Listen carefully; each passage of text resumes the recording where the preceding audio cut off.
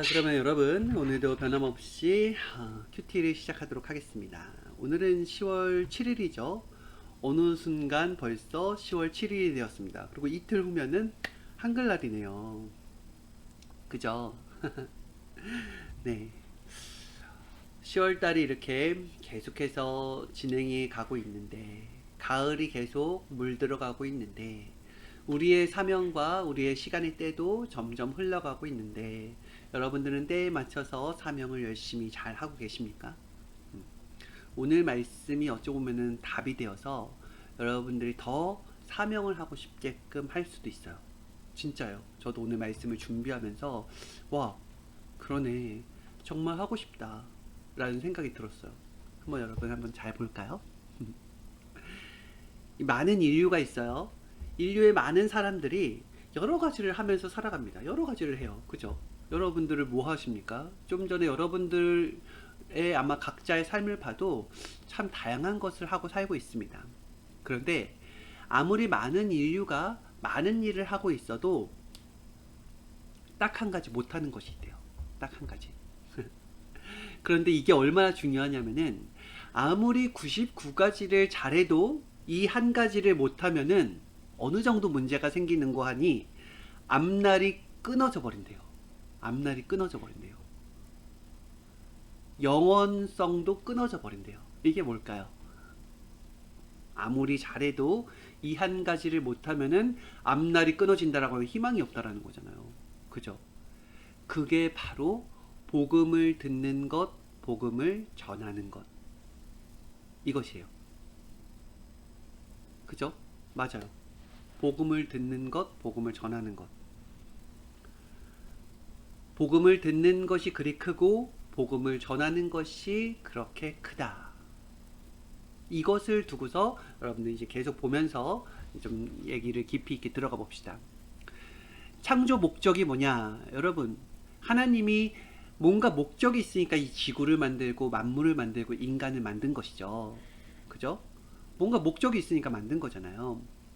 하나님은 인생들에게 그렇게도 말을 하고 싶으시대요. 말을 하고 싶다.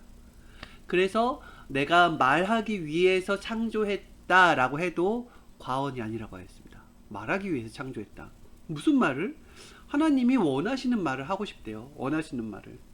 그래서 자기가 말할 수 있는 상대를 찾은 거래요. 여러분, 우리가 살면서 배우자를 선택하지 않습니까? 이 또한 여러 가지 이유가 있겠지만은 이 이유를 다 짬뽕 시켜서 한 가지 이유를 댄다고 한다면은 말하고 싶어서래요. 말하고 싶어서. 누구랑? 내가 원하는 사람과 평생 얘기하고 싶어서 그 짝을 선택한 거라고 합니다. 이와 같이 하나님은 말을 하고 싶은 거예요. 누구에게? 원하는 상대에게. 그래서 상대를 찾은 것입니다. 아무에게나 말하는 것이 아니라고 했어요. 누구에게 말해요? 사랑하는 자에게 말하는 것입니다. 그죠? 신하가 아무리 많다 할지라도 나의 속 얘기를 하겠습니까? 후궁들이 너무 많다고 해서 내가 할 말을 하겠습니까? 그게 아니에요. 진정한 하나님의 사랑하는 자를 찾은 거예요. 그게 바로 하나님이 인류를 창조한 목적이요. 하나님이 그것을 쉽게 얘기하면은 말하고 싶어서, 얘기하고 싶어서, 그래서 창조한 것이라고 하였습니다. 복음이라고 하는 것은 복을 받는 음성이다 라고 했어요. 복을 받는 음성이다. 복을 받는 음성. 여러분은 그 복을 받는 음성을 듣고 있습니까? 복을 받는 음성. 복 중에는 8복, 성경에는 8복이 있죠. 그리고 사람들 사이에는 5가지 복이 있대요. 이 5가지 복. 우리들이 인생을 살면서 하는 5가지 복에는 어떤 복들이 들어있냐?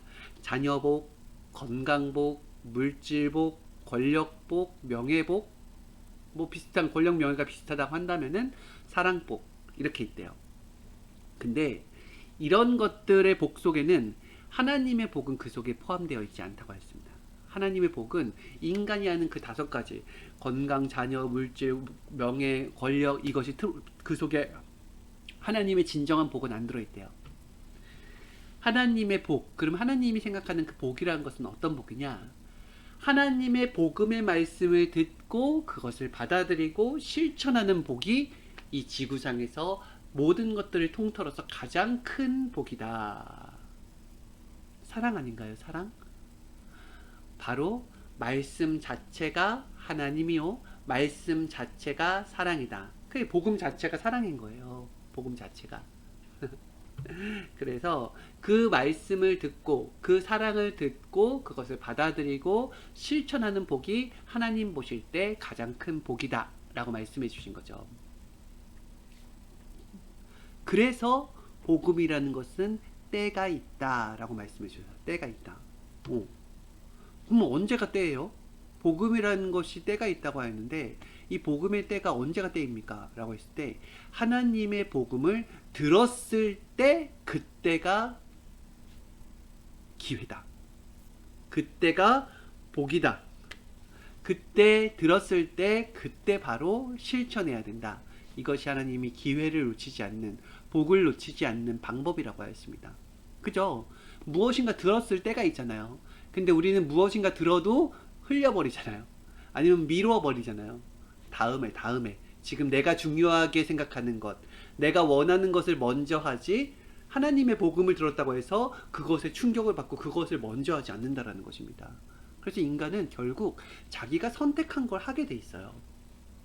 하나님께 들은 것, 이것이 바로 그때가 기회라는 거예요.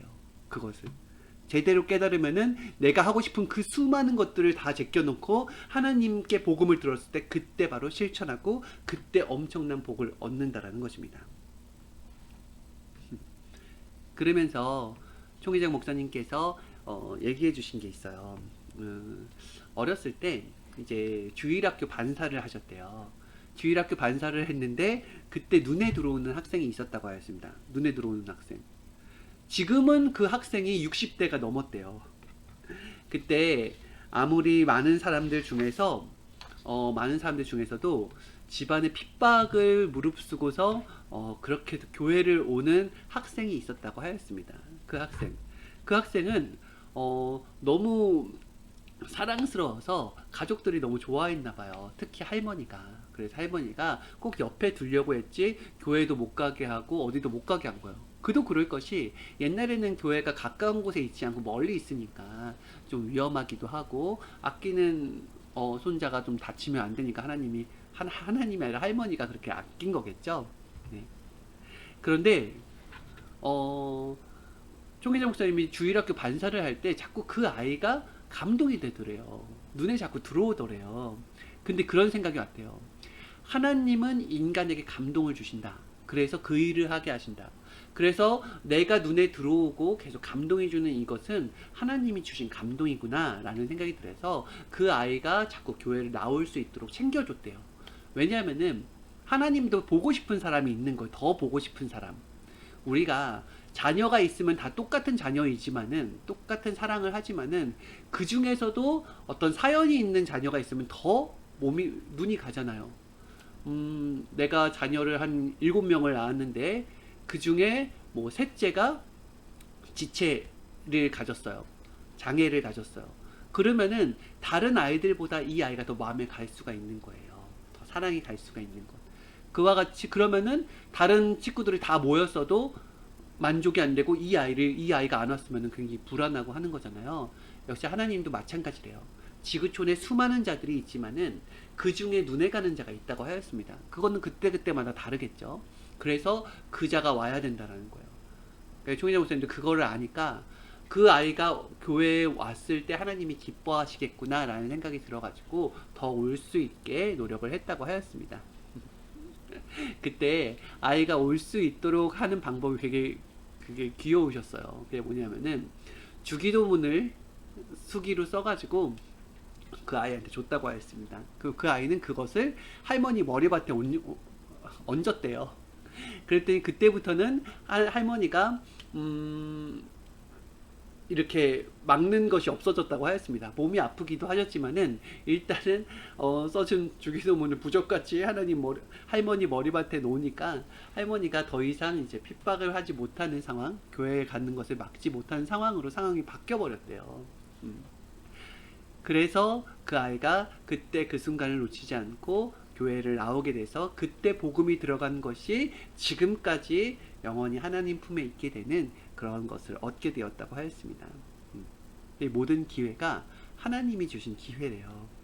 그리고 감동을 줬을 때, 복음을 줬을 때 그때 하는 것이다 라고 하였습니다. 기회는 누가 잡느냐? 기회는 누가 잡느냐? 기회는 어떤 사람이 잡느냐? 라고 했을 때 기회는 바라고 원하는 자가 잡는다 라고 했습니다. 바라고 원하는 자, 바라고 원하는 자. 그러면은 기회를 누구나 다 바라고 원하는가? 아니에요. 기회라는 것은 누구나 다 바라고 원하는 것이 아니었습니다. 잊어버려요. 우린 생각에서 잊어버립니다. 예수님이 다시 온다는 것을 기억하고 있는 사람이 있습니까? 아니에요. 굳이 예수님이 다시 오지 않아도 우리에게는 말씀이 있고, 우리에게는 성경책이 있고, 우리에게는 하나님이 계시니까 그냥 그런 대로 내가 하나님을 그럭저럭 사랑하면서 살면 되겠지 라고 하면서 살아가고 있습니다.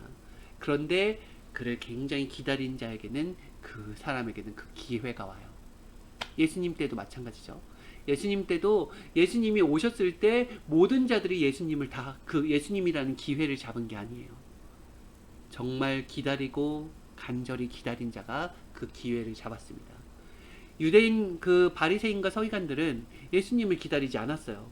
왜냐하면은 이미 율법서를 가지고 있었고요. 성경책을 가지고 있었고, 자기가 하나님과 통하고 있다고 생각을 했기 때문에 그 다음에 누군가의 중보자가 오는 것을 그렇게 원하지 않았어요. 만약에 온다고 한다면 하나님이 직접 오셔서 모든 것들을 다 쓸어버리고 우리를 다 드높여 주기를 원하는 그런 신앙이었죠.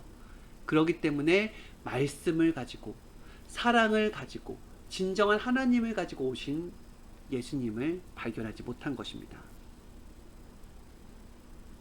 이 지구촌에서 가장 큰 손님이 누구냐 라고 했을 때 그게 바로 주님이다 라고 했어요. 우리는 삶을 살면서 손님 맞이를 하죠. 손님 맞이를 합니다. 그래서 큰 손님이 오잖아요. 그러면 집안을 완전 다 뒤집어 엎어버려요. 왜냐하면은 자주 올 수 있는 분이 아니기 때문에, 한 번 오시기 때문에 한 번 오셨을 때 좋은 인상을 심어주고 정말 편안하고 잘해드리고 싶어서 온 집안을 다 뒤집어 버립니다. 큰 손님을 맞이하는 거예요. 그만큼 하나님과 주님이 오신다고 했을 때 하나님과 주님을 내 마음속에 큰 손님이라고 생각을 한다고 한다면은, 나는 그냥 일반적으로 대충대충 모시는 게 아니라 어마어마하게 모실 거예요. 그렇죠? 여러분, 요즘에는 다들 화상으로 예배를 보지 않습니까? 화상으로 예배를 보니까 내가 하나님과 주님을 어떻게 모시는지가 다 드러나게 돼 있어요. 그죠? 몸만 준비해서 오는 사람도 있죠. 주일날 예배 시간이 되면은 이불 속에서 계속 있다가 쏙 몸만 빠져나와서 말씀만 듣고 다시 들어갈 수도 있는 거잖아요. 그거는 그렇게 내가 하나님과 주님을 그렇게 생각한다는 거예요. 진짜 하나님과 주님이 우리 집에, 내 방에, 내가 있는 처소에 온다고 생각한다고 했으면은 더 일찍 일어나서 청소도 하고 환기도 시키고 주변도 정리하고, 내 먼저 깨끗하게 옷 입고 제일 좋은 옷을 입고 오실 것을 맞이할 것을 준비하면서 이렇게 있다가 주님 오셨을 때 환영으로 막 맞이할 것입니다. 그죠? 이와 같이 한 자, 이와 같이 하나님을 진짜 육신이 온 것처럼, 이 말씀을 진짜 하나님이 온 것처럼 모시는 자가 말씀을 정말 귀하게 여기고 복음을 정말 귀하게 여기는 사람이겠죠. 삭개오 집에 예수님이 간 것, 막달라 마리아 집에 예수님이 간 것은 어마어마한 것이라고 하였습니다. 바로 하나님이 수많은 지구촌의 사람들 중에서 그 집에 직접 가신 거라고 하였어요. 이와 같이 복음을 받았다, 말씀을 받았다라고 하는 것은 전능하신 하나님이 내 마음에 노크를 하고 들어온 것입니다. 내 마음에 들어온 거예요. 마음이 정리가 아직 안 됐습니까? 마음이 아직 깨끗하게 씻겨지지 않았습니까? 물론 하나님은, 예수님은 누추해도 그곳에 가긴 가십니다. 하지만 이왕이면은 잘 정돈하고 정리하고 주를 맞이하면 훨씬 더 좋겠죠. 그래서 복음을 받았다라는 것을 보통으로 보면 안 된다고 했어요. 보통으로 보니까 2000년간 기다렸던 꿈이 수포로 돌아가게 되는 것이다 라고 말씀을 해주셨습니다. 예수님을 만나면은 지구상의 모든 왕을 다 만난 것보다도 더 크다고 하였어요. 그렇게 귀하게 여겼대요. 총회장 목사님이 예수님 한 번만 보여주세요. 한 번만 보여주세요. 하나님 제발. 그 어렸을 때부터 그 굴 속에서 기도를 하게 되면서 계속 그 얘기를 한 거예요. 그렇게 간절하게 원하니까 예수님을 보여준 거죠. 그때 하나님이 주신 말씀이 어떤 말씀이었냐면은 네가 정령코 잘 된다 라는 말씀을 주셨대요. 그 말씀을 충격적으로 받아들이고 딱 믿었대요.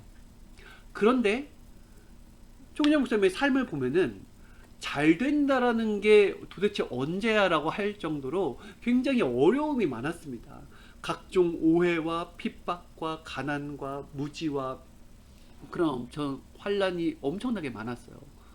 그래서 도대체 정령코 잘 된다라는 것은 언제지? 라고 하였는데 총장 목사님은 순간순간에 잘 되는 걸 캐치해서 하나님께 감사 영광을 돌렸다라는 것입니다. 그것을 정령코 잘 되린다라는 그 말씀을 믿은 거예요. 확실하게. 그렇고 그 말씀의 힘으로 그 어려운 환란과 어려움, 슬픔, 고난들을 다 이겨낸 거예요. 왜냐하면 정령코 잘 된다라고 했으니까. 결국 어떠한 어려움이 생전에 그렇게 많았다 할지라도, 생활 속에서 그렇게 많았다 할지라도 정령코 잘 된다라는 것을 몸소 이루신 분입니다. 그죠? 총장 목사님이 잘 되었다라는 것을 의심하는 사람이 있습니까? 지금 현재에서. 그죠? 그만큼 하나님께서 정령코 잘 되리라 라는 그 말씀을 철떡같이 믿은 거예요. 그 말씀에서부터 힘이 온 거예요. 어려움과 환난을 이길 수 있는 힘이. 사명을 귀하게 여기지 않으면 깨진다 하였습니다. 우리는 복음의 사명자예요. 복음을 들은 자, 하나님을 만난 자. 하나님을 만났으니까 사명자예요. 삭개오가 예수님 집에 삭개오가 아니라 삭개오 집에 예수님이 갔을 때 삭개오는 예수님을 맞이하는 사명자였습니다. 지구촌을 대표해서 예수님을 맞이하게 된 거죠. 그렇게 한 거예요. 막달라 마리아 집에 예수님이 갔을 때에도 그때는 엄청난 사명자입니다. 이 지구촌 전체를 대표해서 예수님을 맞이하는 거예요. 이와 같이 매주 오는, 그리고 매일 말씀으로 오는 주님을 만난 것도 우리 집에 내가 거하는 처소에 주님이 온 거예요. 그것은 뭐예요? 인류한테 다 간 게 아니에요. 인류를 찾아보세요. 주님을 그렇게 모시는 자가 있는가? 그래서 우리는 인류를 대표해서 하나님과 주님을 모시는 거예요. 그러니까 우리는 누구보다도 복음을 귀하게 대하고 복음으로 오신 하나님과 주님을 잘 모셔드려야 됩니다. 복음은 하나님의 말씀이에요. 하나님의 정신, 사상, 이념, 진리, 이것이 여기에 다 들어가 있다 그랬어요. 그러면은 하나님의 정신, 사상, 이념, 진리, 사랑, 이걸 보세요. 정신, 사상, 이념, 진리, 사랑. 여러분 이것이 커요? 아니면은 집, 차, 명예, 권력이 커요? 정신, 사상, 하나님의 정신, 사상, 이념, 진리, 사랑, 이것이 커요? 아니면은 물질, 명예, 권세, 이성, 그리고 나의 욕망, 이런 것들이 커요? 당연히 이렇게 따지면은 하나님이 더 크다고 할 수 있겠죠. 그런데 사람들은 정신, 사상, 이념, 진리를 머릿속에 넣고 싶어 하지 않아요. 머릿속에는 그냥 편안한 거, 그냥 게임, 그리고 영화, 그냥 내가 편안하게 보면서 나한테 자극을 주는 그런 것들을 거기에 머리를 쓰길 원하지, 그리고 돈을 벌기 위해서 머리를 굴리는 것을 원하지, 여기에 하나님의 정신, 사상, 진리 이걸 넣고 싶어 하지 않는 거예요. 이게 근본인데, 이게 영원한 기쁨인데. 말씀을 받는 자가 능력을 받은 자요, 말씀을 받은 자가 지혜를 받은 자요, 말씀을 받은 자가 권능을 받은 자요, 말씀을 받은 자가 사랑을 받은 자다, 이거예요. 그래서 세상의 흐름을 쫓아가는 것이 아니라 하나님을 절대적으로 믿고 제일 높은 곳에 섬겨드리는 거예요. 하나님, 성령님, 성자, 이렇게 삼위일체 외에는 다른 신이 없다라고 하였습니다. 여러분 절대 믿습니까? 아니야, 어딘가에 있을 거야. 어딘가에 우주인이 있을 거야. 더 외계인이 있을 거야. 더 능력자가 있을 거야. 여러분 그렇게 생각하십니까? 하나님, 성령님, 성자 외에는 없어요. 없습니다. 어느 것도 없어요. 있다고 생각하는 사람은 그렇게 생각하고 평생을 살다가 나중에 죽어서 확인하라고 하십시오. 그거 없다니까요. 없어요. 모든 신들은 인간이 수준에서 만들어 놓은 신인들인 거예요. 여러분들 인간을 잘 알잖아요. 집신을 만들 때 이 집신이 처음에는 우리가 그 수준이니까 그 집신을 섬겼죠. 멧돼지를 섬기고 호랑이를 섬길 때 그 수준이니까 섬겼죠. 그러다가 자꾸 그 신은 아니라고 하잖아요. 나름대로 우상을 만들어 놓고 돌을 섬기고 장독대를 섬기고 여러 가지 할 때 지금은 다 그런 거 미신이 다 없어졌지 않습니까? 그럼 그땐 신이고 지금은 신이 아니라는 것입니까? 아니에요. 그때 그 수준의 신이었던 것이지 수준이 올라가니까 신이 아니다라는 것입니다. 나무신도 나무신인 줄 알았는데 나중에 알고 보니까 나무도 영원하지 않고, 동물신이 동물신일 줄 알았는데 보니까 영원하지 않잖아요. 돌도 마찬가지죠. 모든 것들이 다. 그래서 이 하나님을 발견하기 위한 인간의 수준이 올라가면 올라갈수록 새로운 신을 자꾸자꾸 찾으면서 하나님을 발견하게 되는 것이지, 진짜 많은 신이 존재하고 그 중에 3위가 존재하는 게 아니라는 것입니다. 하나님, 성령님, 성자 외에는 다른 신이 없다. 그래서 말씀 또한 다 있는, 불교도 있고 저 어디도 있고 여기도 있고 막 말씀이 다 있는 것 같지만은 아니다. 한 줄기의 말씀, 오직 삼위의 말씀 하나밖에 없다. 이것만 복음인 것이다. 다른 말씀들은 뭐냐면은 마치 수석과 같다고 하였습니다. 진짜 수석은 하나래요. 근데 비슷비슷한 수석들이 존재하는 거래요. 근데 전문가에게 물어보면 다 그것이 가짜라는 것이 판명이 난다고 하였습니다. 그래서 복음도 잘못된 복음을 듣고서 하나님과 본의 아니게 반대편에 서는 자가 생겨버린 거예요. 하나님인 줄 알고, 하나님의 복음인 줄 알고 믿고 따라갔는데 알고 보니까 가짜였던 거예요. 그러면은 우상을 섬기게 된 것이 되어서 본의 아니게 반대편에 서게 되는 거죠. 그죠? 선지자도 시대마다 많지만은 메시아는 딱 한 명이라고 하였습니다. 볼을 찰 때도 마지막 찬스, 그때 그 순간 슈팅을 날려야지 그때 골을 넣을 수 있다고 하였어요.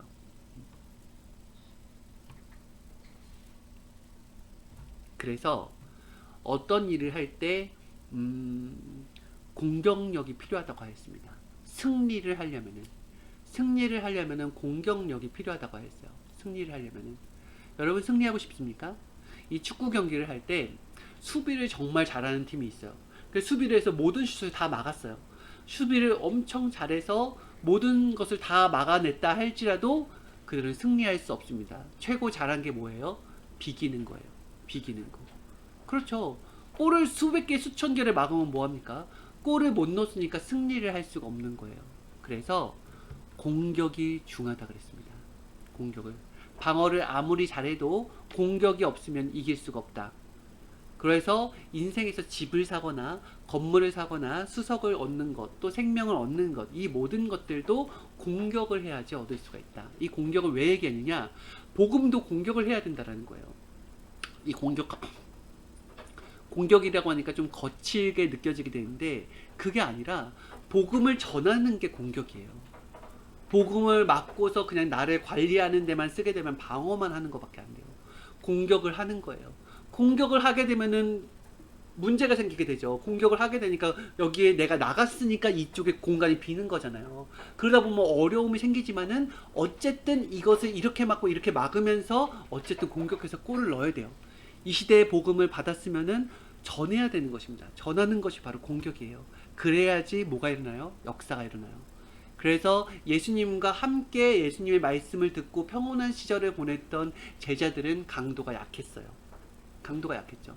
근데 예수님 돌아가시고 하나님이 주신 정신과 사상 그리고 그 모든 진리를 가지고서 몸에 성령을 받고 불을 받고 그거를 공격적으로 전했을 때 그때 바로 사도의 역사, 복음이 꽂히는 역사가 일어난 것입니다.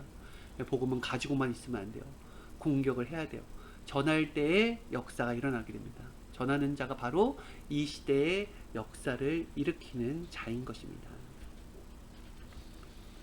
신앙도 정신, 사고, 사상의 강도가 강해야지 그것을 할 수 있다고 하였어요. 강력한 정신이 있습니까? 주님을 주님으로 여기는 강력한 정신이 있나요? 그렇게 한다고 한다면은 어떠한 핍박도 어려움도 환경도 나에게는 문제가 되지 않습니다. 내가 병상에 누워있다 할지라도, 내가 지금 반신불수가 돼 있다 할지라도, 내가 수많은 빚에 허덕이고 있다 할지라도 주를 강하게 여기고 복음과 진리를 강하게 여기는 자는 이 입 밖에 주님을 자랑하게 됩니다. 복음을 자랑하게 되죠. 그게 바로 주님이 원하시는 것, 바로 내 생명 같은 받은 사명, 이것이 어울리는, 이 주제가 어울리는 자가 되는 것입니다. 여러분과 제가 할 일이에요. 그래서 복음을 전해야겠다라는 것이 머릿속에 있어야지 이 간절한 마음 안에 하나님이 임하셔서 그 순간의 기회를 놓치지 않고 입을 열어야 될 때 연다라는 거예요. 근데 전해야겠다라는 마음 자체가 없으면은 하나님이 오셔서 나를 조종하실 수가 없어요. 그죠? 여러분은 좋은 복음을 가지고 계시죠? 그죠? 이제는 전하는 자가 돼봅시다. 저와 여러분들이 꼭 해야 될 일이니까. 그리고 하나님께 기꺼이 몸을 내어드립시다. 내가 건강해야지만이 몸을 내어드리는 게 아니에요. 내가 있는 처소는 어디서든 내 입이 열려있고 생각이 열려있다고 한다면 어디서든 전할 수 있는 곳이 되는 것입니다. 오히려 힘들고 어려운 자가 그런 것에서 더 기뻐할 때 사람들이 충격을 받고요. 정말 할 수 없는 상황 가운데서 하게 됐을 때 할 수 있는 상황에서 하는 사람보다 훨씬 더 능력 있는 말씀이 나가는 것입니다. 그죠? 네, 이렇게 기억하고 주님 앞에 꼭 복음으로 쓰임 받는 저와 여러분이 되었으면 좋겠습니다. 마쳤어요. 어느덧 마쳤어요. 오늘 하루 잘 보내시고, 오늘도 수요 예배가 있죠? 예배 때 많은 불을 받으시고 꼭 실천하는 주님의 신부가 됩시다. 안녕히 계세요.